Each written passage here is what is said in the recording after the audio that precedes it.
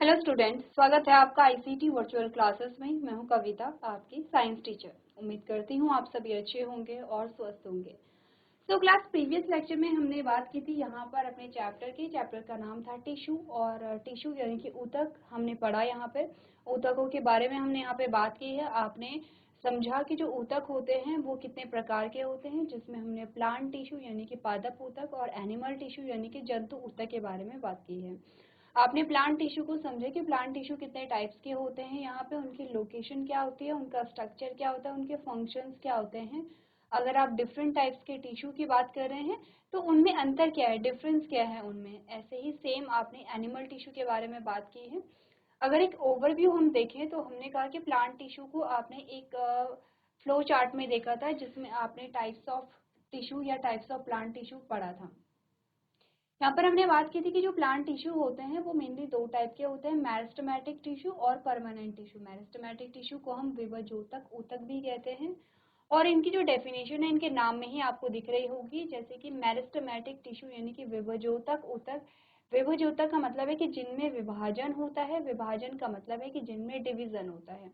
Division से आप समझ पा रहे होंगे, जब आपने सेल चैप्टर पढ़ा था वहां पर भी आपने सेल में क्या बोला था कि सेल में डिवीजन होता है, सेल डिवाइड होती है, 1 से 2, 2 से 4, और इसी प्रकार से वृद्धि होती है। इसी प्रकार से आप देखते हैं कि आपकी हाइट जो बढ़ रही है उसके पीछे का फिनोमेना भी यही है। अगर प्लांट जो है, प्लांट की हाइट बढ़ रही है तो उसके पीछे का फिनोमेना भी यही है कि सेल डिवाइड करती है। आपने कहा कि जब जीव का निर्माण होता है, यानी कि जो ह्यूमन है, ह्यूमन का जब फॉर्मेशन होता है, जब वो एम्ब्रियो, यहाँ पे एम्ब्रियोनल स्टेजेस जब उसकी रहती है, जब वो एम्ब्रियो रहता है तो उसमें क्या होता है, विकास होता है, डेवलपमेंट होता है। कैसे? सेम सेल डिवाइड कर रही होती है, तो सेल डिवाइड करेंगी और बहुत सारी सेल्स मिल करके टिश्यू बनाएंगे, टिश्यू से ऑर्गन और ऑर्गन से ऑर्गन सिस्टम बनेगा। ये हम बात कर चुके हैं। अब आपने कहा कि क्योंकि इनमें विभाजन होता रहता है तो ये 3 टाइप की होती है, एपिकल मेरिस्टेम, इंटरकैलरी मेरिस्टेम और लेटरल मेरिस्टेम। ये हमारे 3 प्रकार के क्या आते हैं, टिश्यू आते हैं। प्लांट टिश्यू की बात हो रही है, जिनका मेन एम जो होता है वो यहाँ पे ग्रोथ करना होता है। अब आते हैं परमानेंट टिश्यू पे, जिन्हें हम स्थायी ऊतक कहते हैं। और परमानेंट टिश्यू दो टाइप के होते हैं, सिंपल परमानेंट टिश्यू और complex permanent tissue. Simple permanent यानी कि जो सरल स्थायी ऊतक होते हैं, कॉम्प्लेक्स परमानेंट टिश्यू यानी कि जो जटिल स्थायी ऊतक होते हैं। ठीक है। अब आपने कहा कि ये जो ऊतक है इनका काम थोड़ा सा अलग होगा मेरिस्टेमेटिक से हट करके। पहला जो इनमें अंतर होगा, इनमें डिवीजन नहीं पाया जा रहा है। ठीक है, इनमें कोई विभाजन नहीं होता है।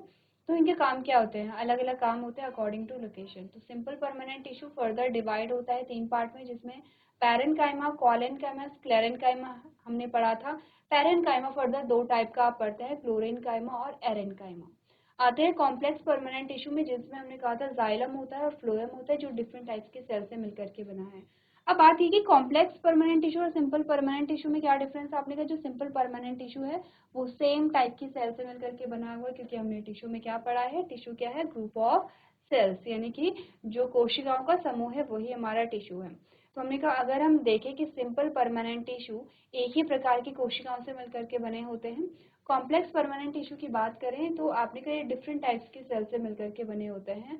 स्ट्रक्चर की बात करें तो जैसे कुछ राउंड हो जाती है, कुछ सिलेंड्रिकल है, आपने कहा कुछ, आपने कहा नैरो जैसे आपको मिलते हैं। अलग अलग प्रकार के आपको यहाँ पे सेल्स मिलती हैं। तो ये हैं आपके प्लांट टिश्यू, और प्लांट टिश्यू के फंक्शन इसी के साथ साथ हमने पढ़े थे। आते हैं एनिमल टिश्यू पे। एनिमल टिश्यू में हमने ह्यूमन का एग्जाम्पल लिया था एनिमल में, और हमने कहा था 4 प्रकार हमने पढ़े थे। एपिथेलियल टिश्यू, जिसके अलग अलग प्रकार आपने देखे थे। आपने कहा था जैसे स्क्वैमस एपिथेलियल टिश्यू होता है, जैसे आपने कहा सीलिएटेड एपिथेलियल टिश्यू होता है, कॉलमनर आपका आता है, ग्लैंडुलर आता है। ये सारे एपिथेलियल टिश्यू के टाइप्स थे। नेक्स्ट आता है कनेक्टिव टिश्यू। कनेक्टिव टिश्यू यहाँ पे डिवाइडेड होता है, जैसे कि आपने कहा अगर हम बात करें फ्लूइड में, तो फ्लूइड में हमने ब्लड और लिम्फ पढ़ा था। ठीक है। अगर हम बात करें स्केलेटल में, तो स्केलेटल में आपने बोन और कार्टिलेज पढ़ा था। आपने यहाँ पे पढ़ा था एरिओलर के बारे में। एरिओलर में आपने टेंडन और लिगामेंट पढ़ा था, और एडिपोज टिश्यू पढ़ा था, जिसके टाइप नहीं आते आपके पास। ठीक है। उसके बाद हम आते हैं मस्कुलर टिश्यू में, जिसमें मसल्स आपने पढ़ी थी। एंड लास्ट हमारा जो टिश्यू था वो था आपका नर्वस टिश्यू, जिसमें आपने नर्व्स के बारे में बात की थी, न्यूरॉन के बारे में बात की थी, स्ट्रक्चर देखा था, और साथ ही साथ हमने ये भी देखा था कि ये फंक्शन कैसे करते हैं।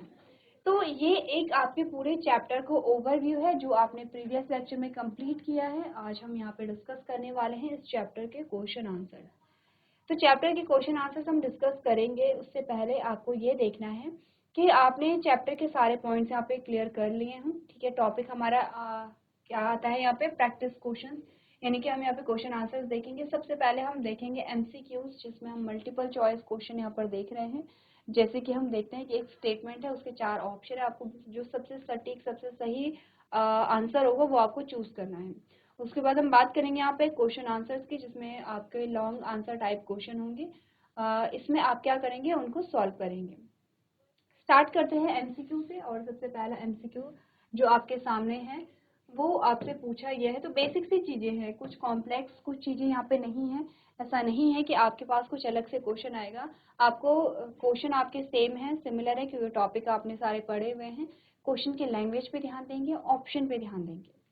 सबसे पहला स्टेटमेंट है lysosomes are called suicide bag because. आपने कहा जो लाइसोसोम है उन्हें हम आत्मघाती थैली कहते हैं क्योंकि। पहला जो स्टेटमेंट है वो क्या कहता है,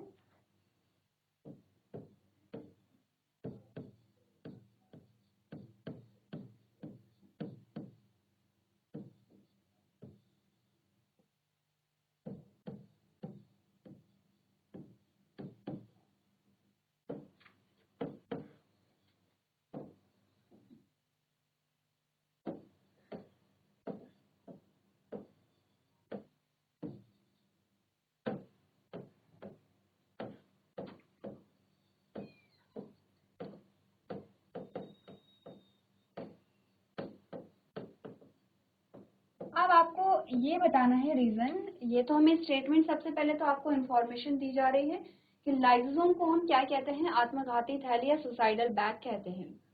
क्यों कहते हैं ये आपको बताना है, क्योंकि आपके पास कुछ यहाँ पे क्या है ऑप्शंस दिए गए हैं क्यों हम इसे आत्मघाती थैली कहते हैं। पहला है it cause the cell to break its cell membrane causing death. आपने कहा ये क्या करता है, ये सेल की जो सेल मेम्ब्रेन है, कोशिका की जो कोशिका झिल्ली है, ये उसे तोड़ने में यहाँ पे क्या, ये उसे तोड़ने का कारण होता है कि ये उसे तोड़ता है और जिसकी वजह से कोशिका की क्या हो जाती है, मृत्यु हो जाती है, इसलिए हम इसे आत्मघाती थैली कहते हैं। ये सेकंड कह रहा है it kills the surrounding sales bye releasing enzyme. आपने कहा ये क्या करता है, एंजाइम को रिलीज करता है, एंजाइम को निकालता है, जिससे कि आसपास की जो कोशिकाएं हैं वो क्या हो जाती है, उनकी डेथ हो जाती है और वो मर जाती हैं। थर्ड ऑप्शन कह रहा है the enzymes are capable of digesting cell. आपने कहा जो एंजाइम्स होते हैं उनमें इतनी क्षमता होती है कि वो पूरी कोशिका को क्या कर सकते हैं, डाइजेस्ट कर सकते हैं, पूरी कोशिका को पचा सकते हैं। ठीक है, लास्ट कहता है ऑल ऑफ द अबव, यानी कि ये सारे ही ऑप्शन सही हैं। और लास्ट कहता है नन ऑफ द अबव, यानी कि इनमें से कोई भी ऑप्शन सही नहीं है। ठीक है, आपको फोकस करना है इन 3 ऑप्शन पे और उसी के बेसिस पे आप ये 2 जो ऑप्शन है इनको जज यहाँ पर करेंगे। तो एक बार आप लोग देखेंगे, पढ़िए ध्यान से जो ऑप्शंस हैं, आपको कुछ टाइम दिया जाएगा, उसके बाद हम यहाँ पर इसका आंसर यहाँ पर डिस्कस करेंगे। तो आपने कहा lysosomes are called suicide bags because. आपने कहा लाइसोसोम को हम आत्मघाती थैली कहते हैं क्योंकि। पहला ऑप्शन कह रहा है क्योंकि ये क्या करता है, सेल मेम्ब्रेन या प्लाज्मा झिल्ली को तोड़ता है जिससे कोशिका की मृत्यु हो जाती है, इसलिए ये आत्मघाती थैली है। दूसरा कह रहा है कि ये एंजाइम को रिलीज करता है जो आसपास की कोशिकाओं को पचा देता है या नष्ट कर देता है, इसलिए आत्मघाती थैली है। तीसरा कह रहा है कि इसके जो एंजाइम्स होते हैं वो सक्षम होते हैं कि वो पूरी कोशिका को नष्ट कर दें या पचा दें, इसलिए इसे आत्मघाती थैली कहा जाता है। तो ध्यान से पढ़िए और अपने आंसर चूज कीजिए। चलिए, तो आपने यहाँ पर अपने सारे जो ऑप्शन है उन्हें पढ़ लिया होगा और आपने अपना आंसर जो है वो भी चूज कर लिया होगा। अब हम बात करते हैं थोड़ा लाइसोसोम के बारे में कि लाइसोसोम क्या है। एक राउंड स्ट्रक्चर है जिसमें भरे होते हैं कुछ हाइड्रोलिटिक एंजाइम जिनका पीएच क्या होता है यहाँ पे बहुत कम होता है और इसीलिए ये कैसे होंगे, यहाँ पे स्ट्रॉन्ग होंगे। कैसे होंगे, यहाँ पे ये स्ट्रॉन्ग होंगे। इन एंजाइम्स का जो काम है एक्चुअली में, जो लाइसोसोम का काम है वो क्या है, जो भी सेल का जो वेस्ट मटेरियल होता है, सेल का जो भी अपशिष्ट चीजें जो होती हैं वो लाइसोसोम में जाती है और वहाँ उनका क्या हो जाता है, यहाँ पे डाइजेशन हो जाता है। या जैसे कोई डेड सेल है तो डेड सेल यहाँ पे जाएगी और उसका क्या हो जाएगा, यहाँ पे अपने का डाइजेशन होगा, यानी कि इसका निपटन हो जाता है। तो हम कह सकते हैं कि यहाँ पर जो लाइसोसोम है वो यहाँ पे क्या कर रहा है, जो भी सेल है, जो भी वेस्ट है, वेस्ट मटेरियल को यहाँ पे क्या कर रहा है, सेल से एलिमिनेट कर रहा है या सेल की सफाई कर रहा है। ठीक है। इन केस ये जो सेल है, सेल की जो सेल मेम्ब्रेन है, अगर वो यहाँ पे डिस्ट्रॉय हो जाती है, यहाँ पे ये टूट जाती है और उसके बाद ये जो आपने कहा ये जो एंजाइम है ये बाहर निकल गया अगर, क्योंकि ये क्या है, ये पूरी एक सेल में है, ये पूरी एक सेल के अंदर की बात है, ये पूरे एक सेल है और सेल में क्या है, आपने कहा यहाँ पे जो लाइसोसोम है वो है, बीच में यहाँ पे क्या होगा, न्यूक्लियस होगा, ये न्यूक्लियर मेम्ब्रेन है इस प्रकार से। यहाँ पे क्या होगा, जेनेटिक मटेरियल होगा। देखिए एक प्रॉपर सेल को अगर हम देखेंगे तो हम कैसे दिखाएंगे, ये पूरी एक प्रॉपर सेल है जो सेल मेम्ब्रेन है यहाँ पे, इसके बीच में आपने कहा ये न्यूक्लियर मेम्ब्रेन होगी जिसमें ये जेनेटिक मटेरियल होगा, इसमें बना होगा यहाँ पे, ठीक है। और यहाँ पे क्या है, यहाँ पे गोल्जी apparatus है, ये क्या है, ईआर है, ये गोल्जी apparatus है, ये क्या है आपने कहा माइटोकॉन्ड्रिया है, ये माइटोकॉन्ड्रिया है। और ऐसे ही यहाँ पे क्या है, लाइसोसोम है, लाइसोसोम जिसमें हमने बात की है किसकी, एंजाइम के बारे में बात की है। ये एंजाइम भरे हुए हैं लाइसोसोम में। अब हमने कहा यहाँ पे कोई भी चीज़ है उसका यहाँ पे क्या होता है, निपटान होता है, यानी कि ये चीज़ जो वेस्ट मटेरियल है इसको क्या कर लेगा, डाइजेस्ट कर लेता है। आपने कहा जैसे कभी चोट लगती है, ठीक है, किसी को चोट लगी जैसे, और उस चोट में आपने कहा वो चोट कुछ ज़्यादा गहरी होती है, इस वजह से ये जो सेल मेम्ब्रेन है अगर ये टूट गई, किसकी सेल में, ये जो लेयर है अगर ये टूट गई, ये मेम्ब्रेन टूट गई किसकी, जो लाइसोसोम है यहाँ पे, उसकी अगर मेम्ब्रेन टूट जाती है तो क्या होगा, ये जो एंजाइम्स हैं ये यहाँ से निकल के बाहर आ जाते हैं, क्योंकि हमने कहा ये हाइड्रोलिटिक एंजाइम है और कैसे होते हैं, बहुत स्ट्रांग होते हैं, इतने स्ट्रांग होते हैं कि ये यहाँ पे पूरी सेल को डाइजेस्ट कर पाते हैं। अब ये जब यहाँ पे रिलीज हो जाता है, ये एंजाइम बाहर रिलीज हो जाता है, तो ये इतना स्ट्रांग हो जाता है कि पूरी सेल को ये डाइजेस्ट कर लेता है, पूरी सेल को क्या कर लेगा, ये डाइजेस्ट कर लेगा। यही रीजन है कि लाइसोसोम को आत्मघाती थैली कहते हैं, क्योंकि अगर गलती से लाइसोसोम फट जाता है तो उसके एंजाइम बाहर निकल के पूरी सेल को यहाँ पे डाइजेस्ट कर देंगे। तो रीजन तुम्हें पता चल गया है कि क्यों लाइसोसोम को हम आत्मघाती थैली कहते हैं। अब आप बताएंगे ये जो आपके ऑप्शन हैं इनमें कौन सा ऑप्शन सही है। पहला ऑप्शन कहता है कि क्योंकि यहाँ पर ये क्या करेगा, it cause the cell to break its cell membrane. आपने कहा कि ये कारण होता है सेल के सेल मेम्ब्रेन टूटने का, यानी कि ये क्या होता है, लाइसोसोम कारण होता है सेल की मेम्ब्रेन टूटने का, यानी कि कोशिका झिल्ली टूटने का, और इसकी वजह से कोशिका की क्या होती है, डेथ होती है। क्या बोलेंगे, it cause cell to break its cell membrane. ये कोशिका झिल्ली टूटने का कारण होती है, जिसकी वजह से कोशिका की क्या हो जाती है, मृत्यु हो जाती है, डेथ हो जाती है। अब हमने कहा ठीक है, पहले अगर हम मान लें कि जो यहाँ पे सेल है, जो सेल मेम्ब्रेन है, अगर वो यहाँ पे टूट भी जाती है इस प्रकार से, ठीक है, लेकिन आपका लाइसोसोम फटा नहीं है, लाइसोसोम आपका ठीक है, तो क्या सेल की डेथ होगी? हमने कहा नहीं, सेल की डेथ तो नहीं होगी, क्योंकि लाइसोसोम अगर फटेगा नहीं, अगर यहाँ पे सेल मेम्ब्रेन फटेगी तो इससे जो लाइसोसोम के एंजाइम्स है वो बाहर तो नहीं निकलेंगे। तो हमने कहा ये ऑप्शन तो नहीं हो सकता है, हम इस ऑप्शन को तो नहीं मानेंगे, क्योंकि सबसे पहली बात तो जो लाइसोसोम होता है वो सेल की सेल मेम्ब्रेन को तोड़ने का कारण नहीं होता है, उसके टूटने का कारण नहीं होता है। इन केस अगर सेल की सेल मेम्ब्रेन टूट भी जाती है लेकिन लाइसोसोम नहीं टूटा है, लाइसोसोम क्या है, सेफ है, उसकी मेम्ब्रेन अगर टूटी नहीं है, तो हमने कहा इस केस में क्या होगा, जो एंजाइम्स होते हैं वो बाहर नहीं आएंगे और सेल की डेथ नहीं होगी। ठीक है, तो पहला ऑप्शन तो हट जाता है। आते हैं दूसरे ऑप्शन पे, it kills the surrounding sales bye releasing enzyme. आपने कहा कि ये जो लाइसोसोम है ये एंजाइम को रिलीज करता है और आसपास की पूरी जो सेल्स होती हैं उन्हें मार देता है। यहाँ पर ये ऑप्शन जो है ये भी गलत होगा, क्योंकि हमने कहा कि एंजाइम्स तो थे, लाइसोसोम में एंजाइम्स तो रिलीज हो रहे हैं, लेकिन वो किसी सेल को नष्ट नहीं करेगा जब तक कि उसकी जो यहाँ पे सेल मेम्ब्रेन है वो बनी हुई है। ठीक है, हमने क्या बोला, जब तक सेल मेम्ब्रेन, जब इसकी मेम्ब्रेन बनी हुई है, सेल लाइसोम की जो मेम्ब्रेन बनी हुई है, सेल मेम्ब्रेन तो आपकी आउटर मेम्ब्रेन हो गई है, आपने कहा जब तक लाइसोसोम की मेम्ब्रेन है यहाँ पे और लाइसोसोम फटा नहीं है, तब तक एंजाइम किसी भी सेल को डिस्ट्रॉय नहीं करेगा। तो अगर यहाँ पे ये स्टेटमेंट होता कि जो लाइसोसोम है जब वो फट जाता है तो वो क्या करता है, वहां से एंजाइम रिलीज होते हैं और ये एंजाइम सेल को डाइजेस्ट कर लेते हैं। यहाँ पर तो क्या है, it kills surrounding sales bye releasing enzyme, कि जब इसके एंजाइम रिलीज होते हैं तो ये आसपास के सेल को क्या कर देता है, यहाँ पे डिस्ट्रॉय कर देता है।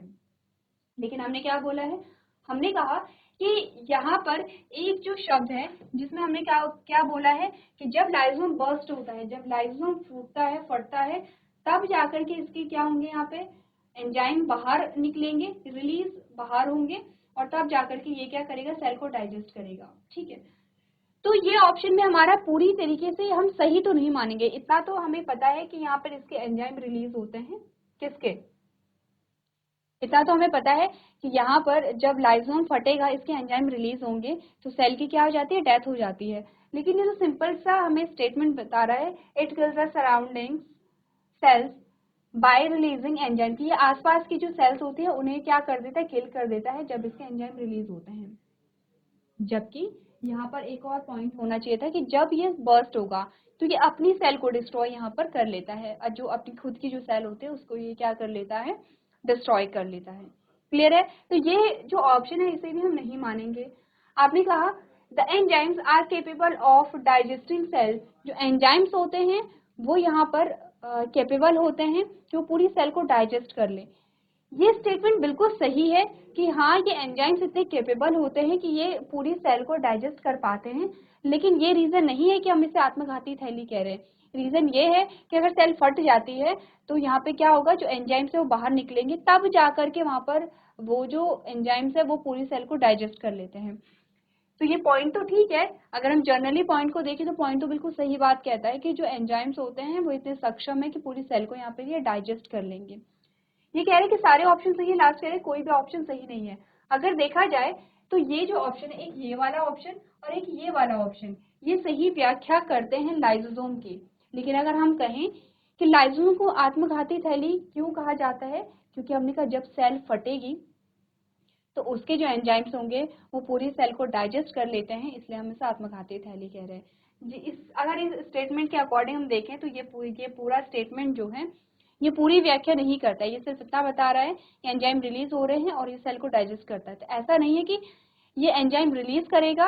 अगर आप किसी को बोलेंगे कि जो लाइसोसोम है वो क्या करता है, एंजाइम रिलीज करता है जिससे कि हमारे आसपास की जो सेल है उनकी मृत्यु हो जाती है, तो इस केस में तो देखा जाएगा कि लाइसोसोम हमारे लिए क्या है, हानिकारक है, जबकि लाइसोसोम हानिकारक नहीं है। उसके एंजाइम हानिकारक प्रभाव तब दिखाते हैं जब ये फट जाता है। ये कह रहे हैं enzymes are capable of digesting cell, ये केपेबल होते हैं सेल को डाइजेस्ट करने में, लेकिन कब। आपने कहा ये जो स्टेटमेंट है, अगर हम ये सिंपल सा स्टेटमेंट आप किसी को बताएंगे जिसे सेल के बारे में नहीं पता, जिसे लाइसोसोम के बारे में नहीं पता, अगर हम कहेंगे कि लाइसोसोम इतना सक्षम है कि हमारी पूरी सेल को डाइजेस्ट कर लेता है, उसे भी यही लगेगा इट मीन्स कि क्या लाइसोसोम हमारे लिए हार्मफुल है। हमने कहा नहीं, पूरा स्टेटमेंट होना चाहिए था कि जो एंजाइम्स होते हैं वो कैपेबल हैं कि वो पूरी सेल को डाइजेस्ट कर लें, लेकिन कब, जब सेल के जो यहाँ पे लाइसोम होता है वो फटता है, तब की बात यहाँ पर है। क्लियर है, तो सारे पॉइंट्स हमने यहाँ पर देखे हैं। आगे बढ़ते हैं और नेक्स्ट जो स्टेटमेंट हमारे पास आती है उसमें हमने क्या बोला है, one of the following is not true about cardiac muscle. हमने कहा निम्नलिखित में से कोई एक जो है, one of the following is not true about cardiac muscle, निम्नलिखित में से कार्डियक मसल्स के बारे में क्या सत्य नहीं है। ठीक है, कार्डियक मसल, सबसे पहले तो आपकी कार्डियक मसल कहाँ पाई जाती है, लोकेशन क्या है कार्डियक मसल की।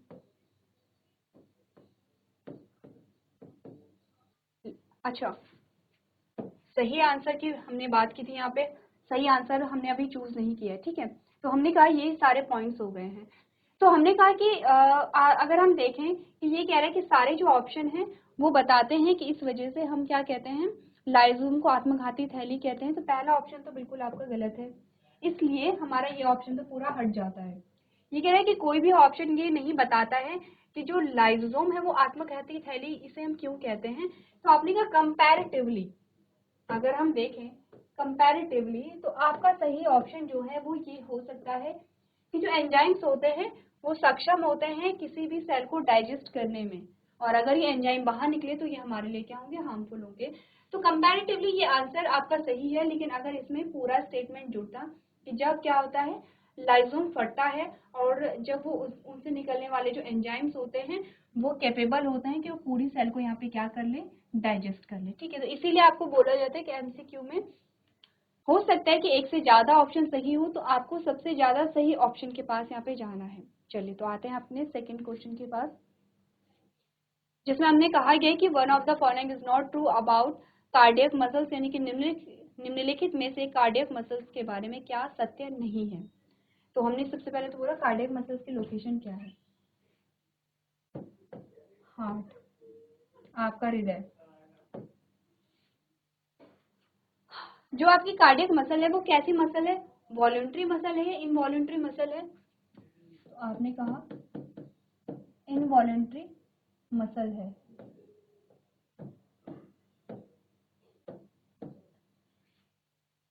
ठीक है, इनवॉलंटरी मसल्स है, यानी कि अनैच्छिक जो मांसपेशी है वो है। ठीक है, चलिए अब हमें बताना है कि निम्नलिखित में से क्या सत्य नहीं है कार्डियक मसल्स के बारे में। आपने कहा दे कैन बी कंट्रोल,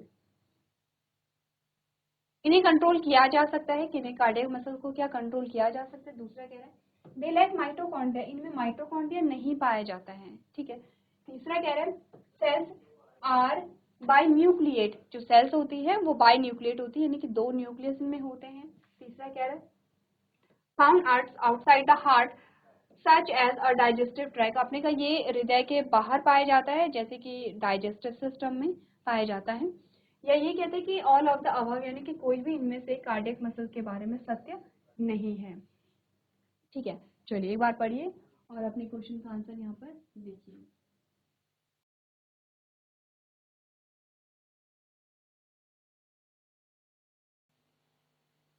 चलिए, तो आगे बढ़ते हैं और बात करते हैं अपने क्वेश्चन के बारे में। सबसे पहले हम बात करते हैं कार्डियक मसल्स के बारे में। कुछ इन्फॉर्मेशन आपको दी गई है जो इनफ है, आप इससे अपना जो क्वेश्चन है वो सॉल्व कर सकते हैं। जैसे जैसे आपकी कार्डियक मसल्स आपके हार्ट में पाई जाती है, और ये कैसी होती है, इनवॉलेंट्री होती है, यानी कि अनैच्छिक होती है। अनैच्छिक का मतलब होता है इन्हें हम अपनी इच्छा अनुसार कंट्रोल नहीं कर सकते हैं। इस वजह से हम ये तो कह सकते हैं कि पहला जो ऑप्शन है वो आपका कट जाता है, क्योंकि यहाँ पे कहा गया है कि कार्डियक मसल्स को आप कंट्रोल कर सकते हैं। आपने कहा नहीं, कार्डियक मसल्स को कंट्रोल नहीं किया जाता है। ठीक है, सेकेंड जो इसका ऑप्शन है दे लैक माइटोकॉन्ड्रिया, कि इनमें माइटोकॉन्ड्रिया नहीं होता है। अगेन ये क्वेश्चन भी आपका गलत है कि इनमें माइटोकॉन्ड्रिया नहीं होता है, इनमें माइटोकॉन्ड्रिया पाया जाता है। ठीक है, जिसका काम यहाँ पे क्या है, आपने कहा एनर्जी प्रोडक्शन का काम होता है माइटोकॉन्ड्रिया का। थर्ड कह रहे हैं सेल्स आर बाई न्यूक्लिएट, कि जो सेल्स होती हैं यहाँ पर, जो कार्डियक मसल्स होती हैं, बाई न्यूक्लिएट का मतलब होता है 2 न्यूक्लियस, लेकिन जनरली हम देखें तो जो यहाँ पे कार्डियक मसल्स होती है उनमें क्या होता है, यूनि न्यूक्लिएट होता है, यानी कि एक न्यूक्लियस यहाँ पे पाया जाता है।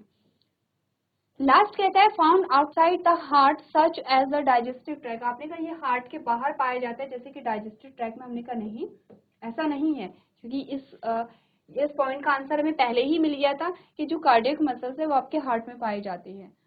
लास्ट कहते हैं कि सारे ही गलत है, ऑल ऑफ द अबव, यानी कि इनमें से कुछ भी सत्य नहीं है, जो कि हमारा बिल्कुल सही आंसर होगा।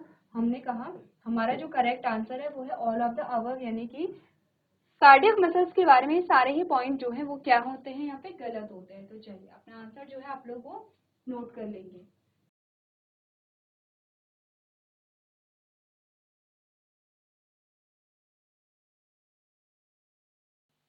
चलिए, तो आगे बढ़ते हैं और नेक्स्ट क्वेश्चन यहाँ पे सॉल्व करते हैं। अगला जो प्रश्न आपसे पूछा गया है, आपने कहा dash is not found in xylem tissue, निम्नलिखित में से जाइलम टिश्यू में नहीं पाया जाता है। तो उससे पहले जाइलम टिश्यू को अगर हम देखें तो जाइलम टिश्यू आपका आता है प्लांट टिश्यू।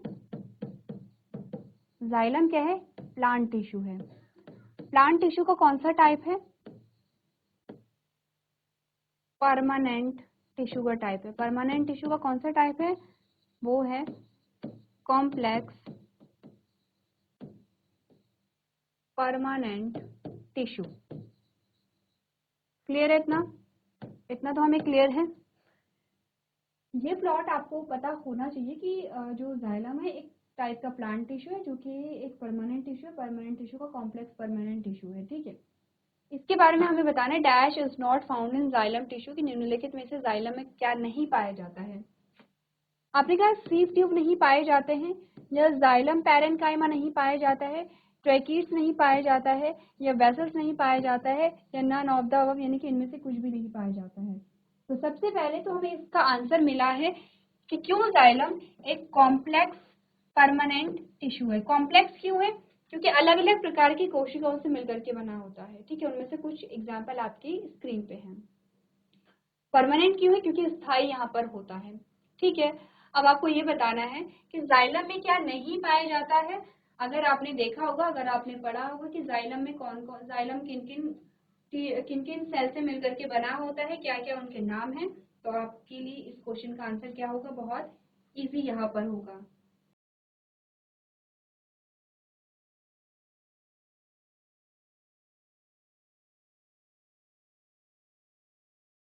तो बात करते हैं, सबसे पहले हमने कहा कि dash is not found in xylem tissue, हमें वो ऑप्शन चूज करना है जो जाइलम में नहीं पाया जाता है। स्टार्ट करेंगे सबसे लास्ट वाले ऑप्शन से। लास्ट वाला ऑप्शन कहते हैं कि इनमें से कुछ भी जाइलम में नहीं पाए जाते, तो सबसे पहले हम ये हटाएंगे, ये वाला ऑप्शन कि निम्नलिखित में से कुछ भी जाइलम में नहीं पाए जाते। हमने कहा नहीं, क्योंकि जाइलम पैरेन्काइमा की हमने बात की थी।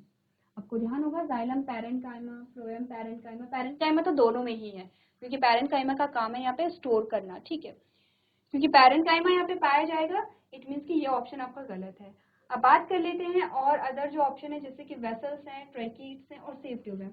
आपने कहा वेसल्स की भी हमने बात की थी जब हम कह रहे थे, और ट्रैकीड्स की भी हमने बात की थी जब हम कह रहे थे कि जो पानी जो आगे बढ़ता है वो यहाँ पे वेसल्स में बढ़ रहा है, ठीक है। ट्रैकीड्स हमने यहाँ पर पढ़े थे जिसमें कैसे होते हैं, छोटे छोटे पिट्स होते हैं, अगर आपको ध्यान होगा, ठीक है। अब हमारे पास एक ऑप्शन रह जाता है, वो है सीव ट्यूब। आपका सही ऑप्शन सीव ट्यूब होगा। क्यों? क्योंकि अगर आपको ध्यान होगा, हमने फ्लोएम की बात की थी और हमने कहा था फ्लोएम में क्या होते हैं, अलग अलग सेल से मिलकर के बना होता है फ्लोएम। उनमें से एक था यहाँ पे सीव ट्यूब। तो सीव ट्यूब फ्लोएम में पाए जाते हैं, जाइलम में नहीं पाए जाते। जाइलम में जाइलम पैरेन्काइमा है, जाइलम ट्रैकीड्स है, जाइलम वेसल्स है यहाँ पे। ये आपका सही आंसर क्या होगा, sieve tube. Sieve tube xylem में नहीं पाया जाता है बल्कि फ्लोएम में पाया जाता है। तो चलिए अपने क्वेश्चन का आंसर नोट कर लीजिए।